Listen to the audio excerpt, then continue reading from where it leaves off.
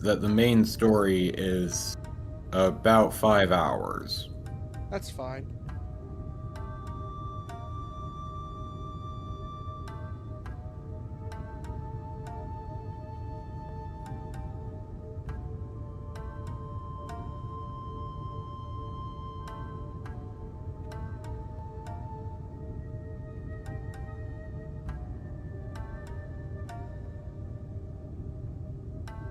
I think from people that were dying or doing double playthroughs, because there is 3 endings to this game: a normal, alternate, and a secret, a good and a secret ending.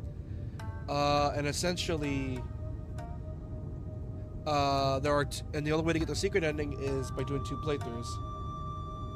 You want to get this game soon? We want to make it physically though. Yeah, understandable.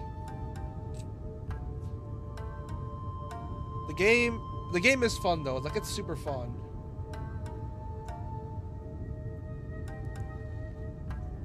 Also, sorry for the thing cutting out. My stream died for a sec because my internet's being dog shit and I don't know why.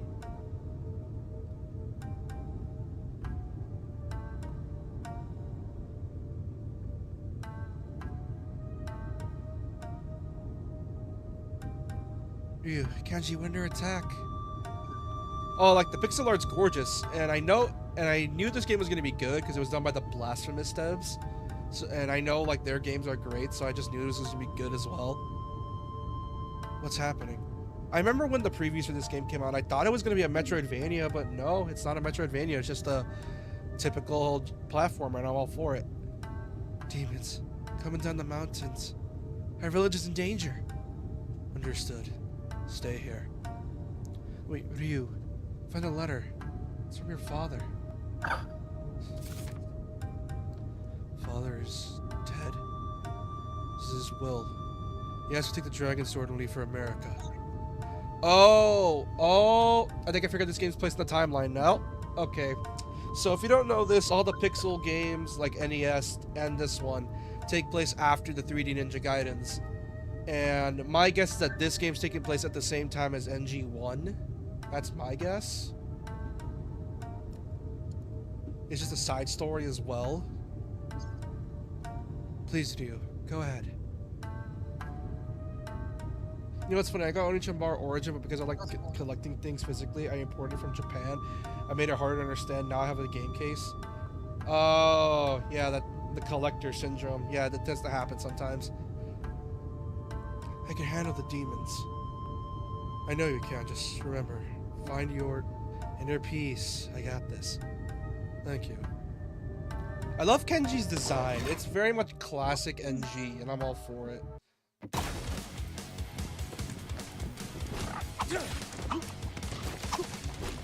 I love the rock music. Oh yeah, it's great. It's awesome. Yeah, it's great. Hold on, I'm gonna lower it. There we go. It's a bit too loud. God, I love this game. Like, it's very much clear, it's very clear the Blasphemous devs have a really deep love for classic NG, and they wanted to do their own little ode to it. And I'm happy they were able to pull this off and why people love it.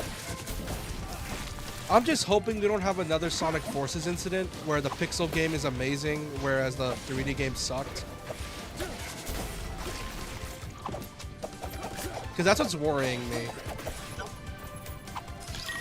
Well, you're also forgetting that the 2010s of Sonic was by far the worst decade for Sonic, whereas NG has been fairly consistent. Yeah, but the 2010s is also the same mainly decade. due to the lack of presence. Yeah, but here's the thing, is that Ninja Gaiden was also bad in the 2010s, mainly because of, well, obviously Japanese... Like I said, I remember I mentioned this a bunch of times before. The 2010s fucked over so many Japanese devs.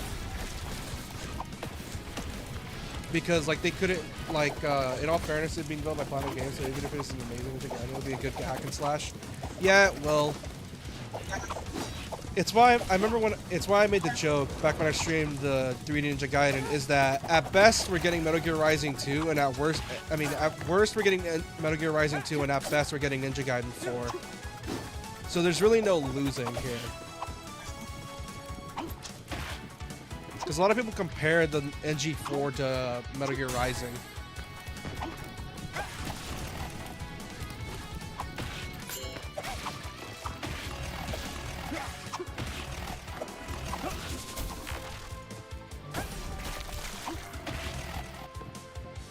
It would be cool that, not gonna lie, I like how some devs are like, hey, we know you want to relive the classics, so imagine we get a new 3D Castlevania, and I mean like an actual 3D, not like 2.5D, like a proper 3D Castlevania, and as like a side game, they pull a Mania, then make it like a pixel game in the vein of classic Mania. That'd be awesome. Because I like that. That's an approach I like how some devs are doing with their old IPs. Like some franchises, obviously, that are from the 80s or the SNES era, they're making like 2 different games. One is like to hold off to be reminiscent of the classics, and one's a brand new entry. And I honestly love that premise.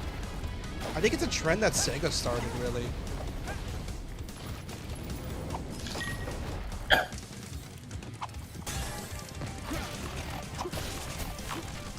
But I am hoping NG4 is good because there's, I don't know. Like I'm gonna once October hits, I might pre-order it because I want to get like all the cool costumes because they look sick. Yes, for once I'm actually buying a game because the costumes are great. I could say the same thing for Gacha Addicts, but never mind. And with Gacha Addicts, they more so do that for characters since, depending on games, most gachas are not as willing to make like costumes or not as willing to release playable costumes. Unless your name is Nikkei. Additionally,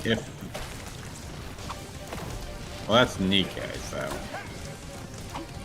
But unless it's like the costumes are just that good, or like if it's a group of costumes, in which case it's like, is it objectively overall good? Like, then like I wouldn't bother with the DLC costumes.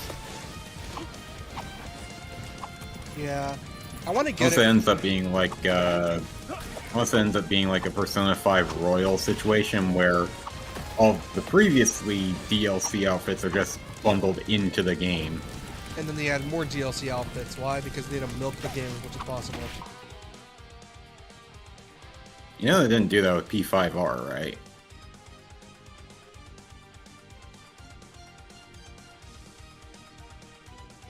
Yeah, you got a point. Although, the remaster though kind of irks me, but it's not really a big deal. I remember when P5R got remastered for PS5, you know, the second time, and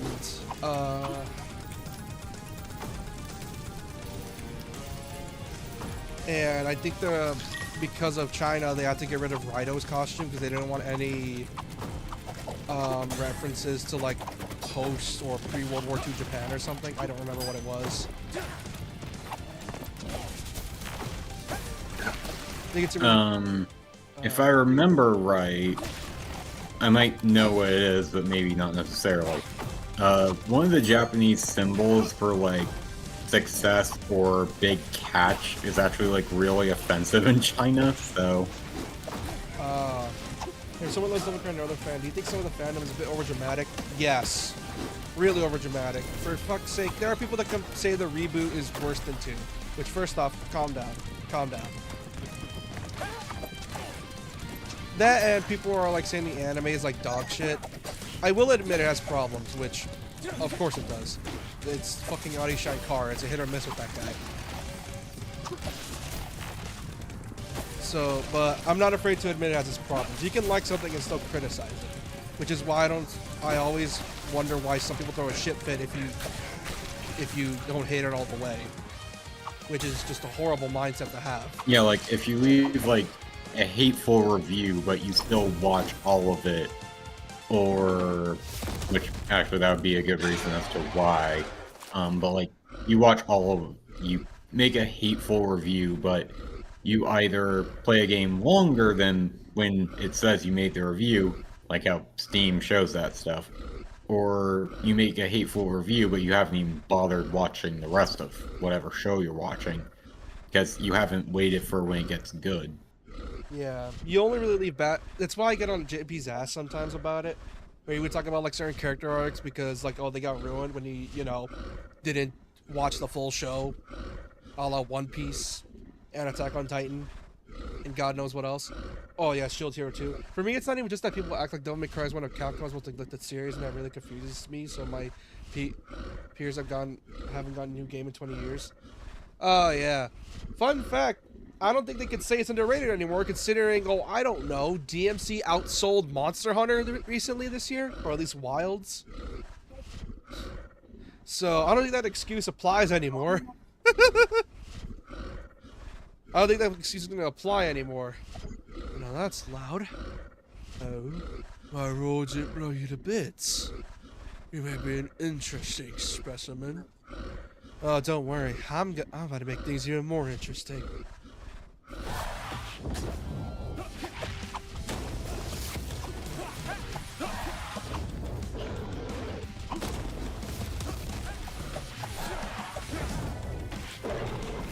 From what I've seen of like the White Rabbit, that makes me want to watch the DMC anime. Oh, the White Rabbit's one of the Just best because parts. from what I've seen, he seems like a.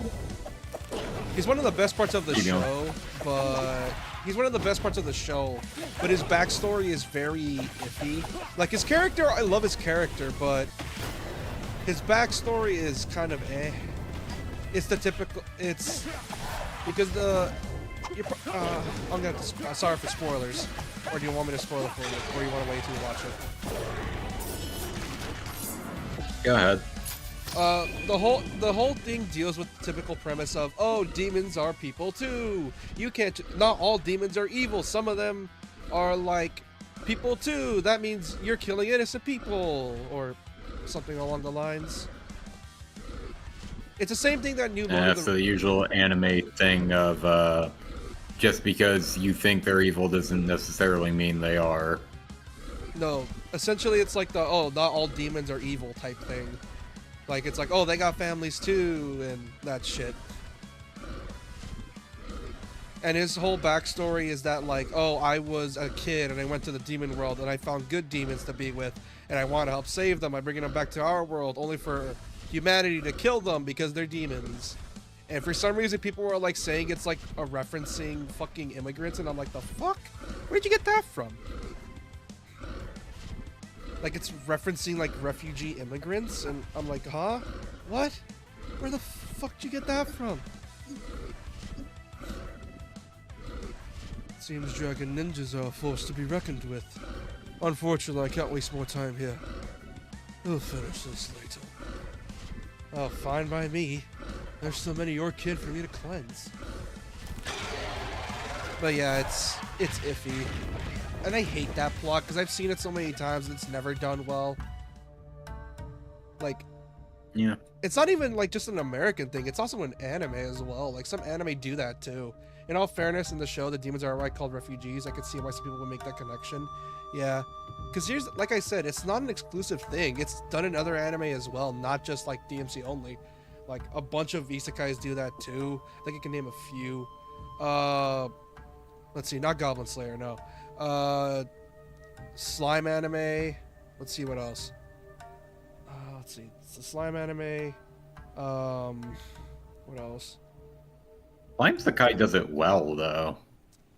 Fair point. Yeah, but I just don't like the slimy anime. Like, I understand why people like it, but it's overhyped as fuck. You're not wrong on that. That, and the author plans on milking it because he wants to finish the main story and then tell side stories about the world of the slime anime. I can respect that. Yeah. Like wanting to flesh out the world and all of its stuff. Reminds me of Adventure Time. I think the other problem people have Before that lost its soul. I think the other problem people have with the DMC anime in general is the fact that people thought they thought they were getting rid of the magic and making it all sci-fi, which I don't see it. That's just sort of the realistic take where it's like, yeah, no shit, people are gonna try to use science to explain this shit. No shit. I mean, science and magic are two sides of the same coin. It's just a matter of how much can you explained through science bullshit. One of the most overrated animes, in my opinion, is Solo Leveling. Overrated, but not underrated. Like, it's good, but it's not that good. It's just the fact Additionally, that... most people probably hype that up way too much because of Laura Farm. Yep, that's exactly it. That's exactly it. Same fan base, by the way, that was shitting on Jin Woo for crying for his mom, by the way.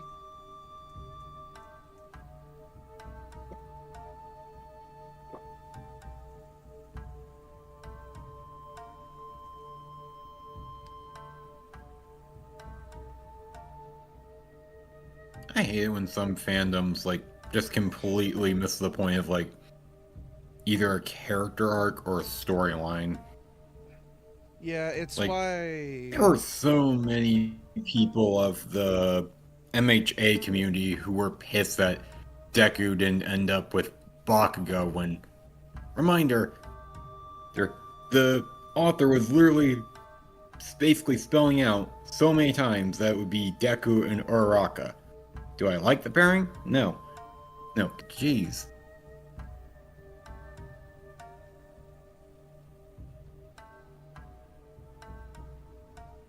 Sorry, I was missing. Yeah, but like, that's just the fan base in general. Like, the My Hero community is just toxic as fuck. Just wait for Master Ryu. We're strong here. It's too dangerous to leave the Hayabusa village. You stay. Organize the survivors. For me, whenever I watch Solo Leveling, it just seems like a traditional power fantasy plot. Maybe it's better than the actual book, but the anime just isn't for me personally. That's where I kind of disagree. It's not exactly power fantasy. It's more like, you know, it's just very obvious who's gonna win. That's pretty much it. It's because a lot of anime like that, the only way to make the anime good is if you have to give the protagonist someone equally as strong. The thing is, Solo Leveling just makes it way too obvious who's gonna win the fight, and it's usually Jinwoo, like very obvious. And I don't mean like in the oh no shit, it's the protagonist, he's gonna win, but it doesn't feel like there's stakes, in my opinion, when he fights. You get what I mean? Because like, you know he's gonna win, you know he's smart, and you know he's strong. Like, yeah, he'll probably take a while for him to get the win, but he's still gonna get a win. Like, it doesn't feel like he's earning his wins. Like, there's nothing that he could potentially lose, even though, like, it's in there that he has something to lose. Yeah, that's the thing with Solo Leveling. It's not a matter of if he can win, it's a matter of when. Because he can get his ass beat all he can, the whole fight, and then he'll find that one opening and then get a kill shot. That's the whole thing with Solo Leveling. It's not the if he can win, it's the when he wins.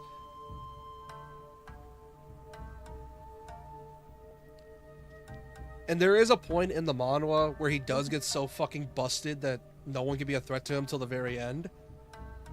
And it's not until the sequel where we actually see him die and pull some bullshit. But yeah. What if the Black Spider Cannon is behind all this? You can't survive against them on your own. That changes nothing. I'm ready to give my life for the village. But Kenji... Very well. Understand. Please come back alive. I'm counting on you. I love how 80s the art style for this game looks. It's so good. And I don't mean just the sprites, like the character designs in general. They look so 80s and early 90s. Well, Ninja Gaiden is basically born, raised, and lives in that kind of an art style. Yeah. Whereas 3D Ninja Gaiden, I loved... Here's the thing with 3D and 2D. I love 2D Ninja Gaiden's art style because it's so 80s coded. Whereas 3D Ninja Gaiden, I love its art style because it's so 2000s coded. Essentially. Like, it knows the area it's born in and refuses to leave, and I'm all for it because, as you know, I love my edgy art styles. And when Ninja... It also gives it a strong sense of identity. Yeah. That's sort of what I love about modern and the classics. Because whereas classic Ninja Gaiden is very lighthearted, the newer ones are obviously meant to be dark and gritty. I watched Fantastic Four today, but because of the discourse around Pedro Pascal, whenever Reed and Sue were acting like the lovey-dovey, I couldn't think about Pedro Pascal having anxiety. Oh, dude, I think that's just every actor that's married in general.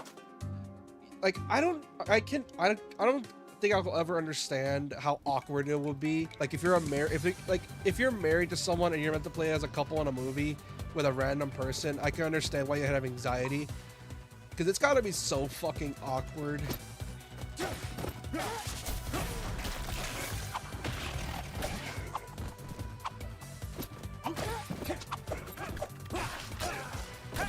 I can't imagine me. But at the same time, it ends up being kind of funny if, like, the married couple is the married couple in the thing they're both acting in. Oh, when it's like that, it's fine. I don't mind it when it's like that because that makes it funny and also gets to show us how much they love each other. But when it's just a random person, like two random actors together, that's when it gets iffy for me. Because even I feel awkward with that. Because you can just feel the tension. It doesn't even sound like controversy. It just sounds like just awkward acting practices.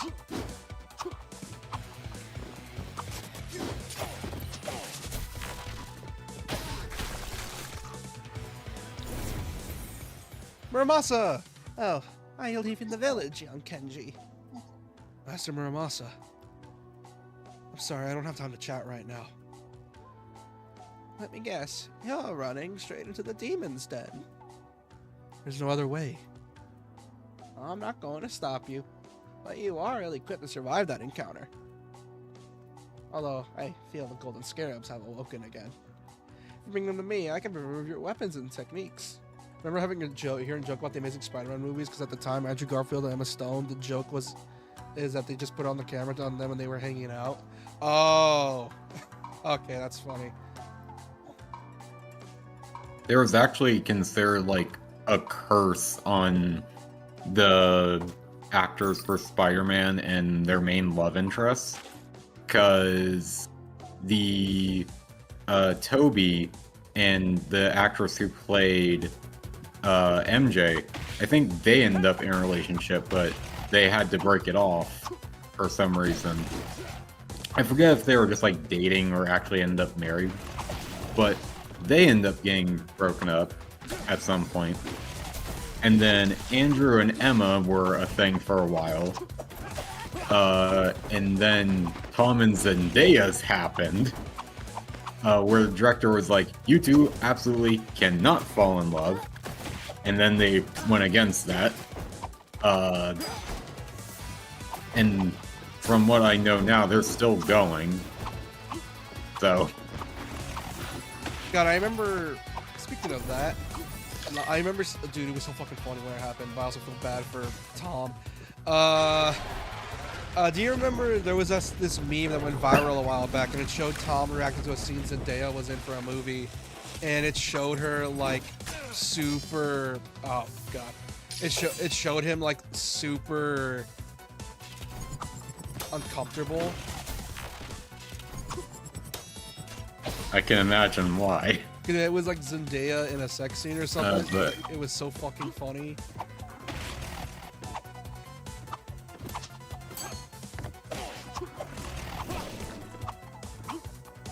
I mean, if it actually was a sex scene, there's a certain amount of discomfort to be had no matter what. Yeah, but it's especially bad when it's your own girlfriend.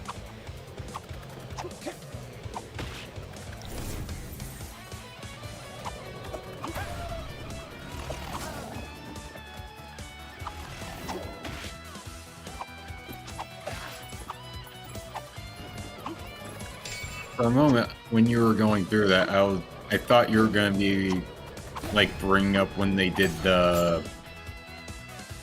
I forget what it was, but it was like, who did the lip sync battle better?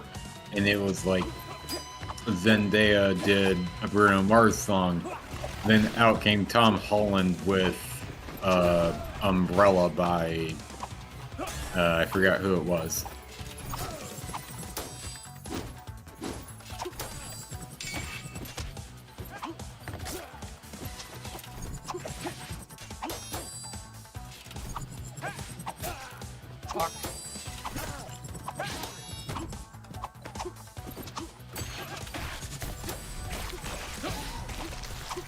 As you can see, this is very much a speedrun game. I remember seeing that meme, but I also remember memes got posted that after Tom got into the movie, the sex scene was reversed to be Zendaya watching.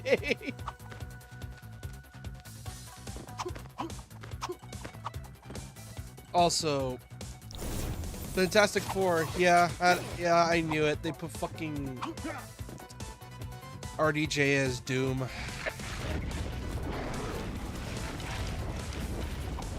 Yeah, they announced that casting for whatever upcoming Avengers film it was, like a long time ago.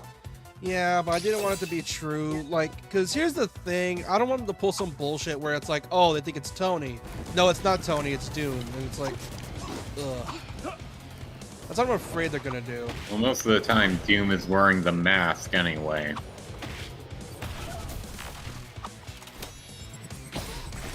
Yeah. Which actually makes me remember a little, like, story bit from the comics that I haven't read, but I know exists, where it's like, Santa came to visit Doctor Doom in his castle, and he gifts Doom, like an armor polish kind of thing. And Doom's like, guards, bring this man milk and cookies. Here's the thing, Reed is a petty bastard, but he respects those that respect him. Or he rewards those that respect him, essentially. You mean Doom, but yeah. Yeah, Doom. Because here's the thing, Doom is a bastard, but he also cares in his own weird way. For example, he really loves Reed's daughter, who, I shit you not, it's obviously meant to be very fucking petty, but at the same time, it's endearing because it shows he does care for his family. Where it's like, I want you to remember this is the day I helped, that you needed my help to give birth to your child, and I'm her godfather.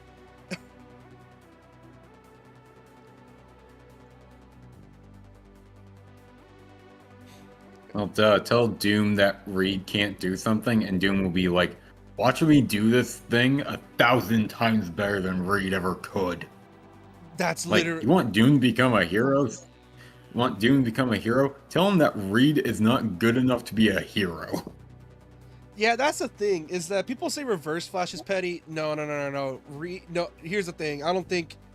Yeah, I get it. Reverse Flash is willing to go back in time to ruin Barry's life. Here's the thing.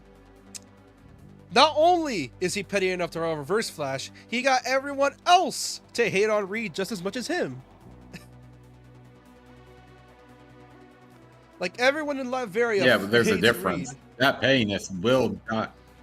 pettiness for Reed will die whenever Reed or Doom dies. Reverse Flash is stuck because he cannot kill Barry, meaning he is significantly pettier. Fair point. But then, yeah, like, if we're gonna, like, here are my people I'm gonna put on Mount Hatemore, which that's how I'm gonna describe it. It's Lex Luthor, Doom, Flash, and Black Manta.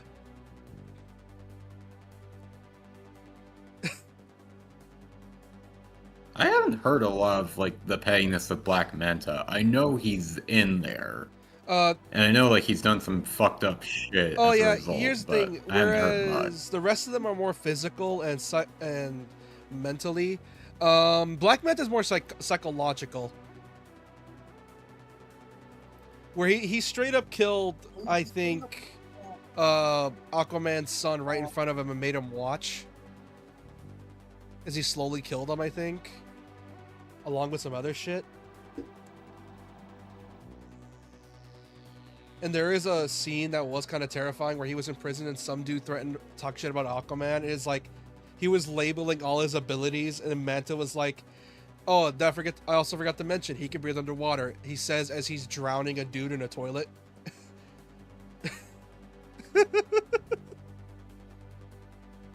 That sounds like the one comic story bit where it's like, one of the prisoners in, I forget what place, but it was like,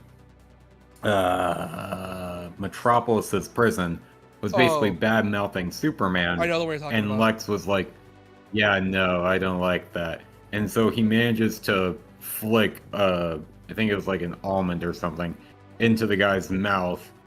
And Soups later was like, "How did you know he had a nut allergy?" He's like, I did. He was like, I didn't.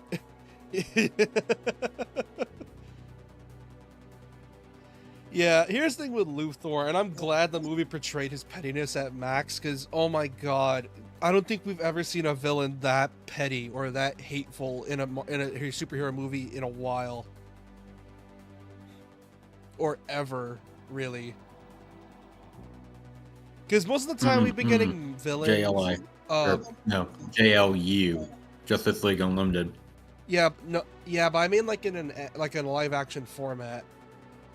Like the movies. Then yes.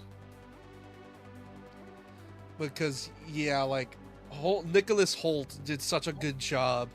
The best part is, I think there was a meme that I found, and it's so fucking funny, where it's like Nicholas Hoult isn't just Lex, he's Lex in real life. It just shows him getting in front of the actor that played Superman, just trying to get all the photo shots. Fucking funny. Because here's the thing, how can a man be that spiteful? There's no fucking way. Like, how can you be that hateful over a man that's just doing good for the world? Remember that as well, because of those events, Aquaman's wife divorced him, and next time Black Manta saw him, was like, hey, how's the kid? Oh, wow. Oh, that's fucked.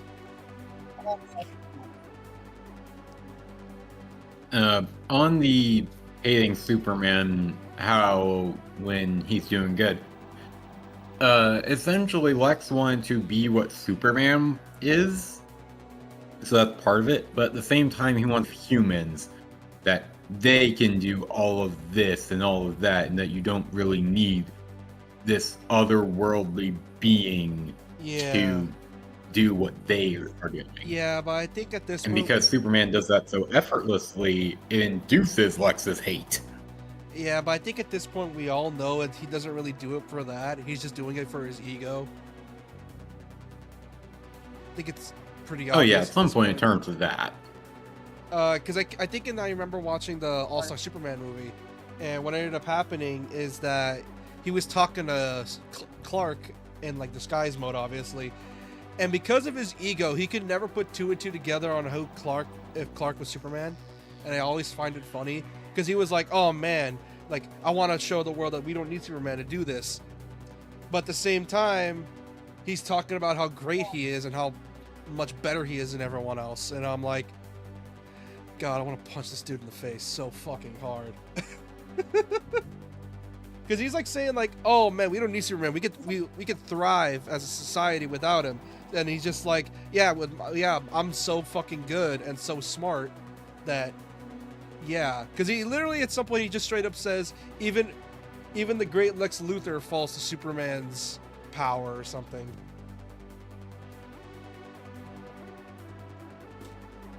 Free Hayabusa? No, that's not possible. But those shields. Oh, you're definitely a Hayabusa ninja. Maybe hope after all. We need your help. Stand back. Trust me, we're on the same side here. Our agency has been monitoring the Kunotani since the Supreme Ninja Overlord Genshin took the blade of the Archfiend. We weren't expecting to be greeted by a horde of demons. I'm more overwhelmed. Oh, I did not know Misfit Demon King Academy got a second season. Why? That's what I unironically like, because the whole fact that it's not a typical over OPMC trope. It's more like, because the story's not old, it's trying to figure out what caused history to change, and that's why I like that story. Yeah, I like it from that perspective too, but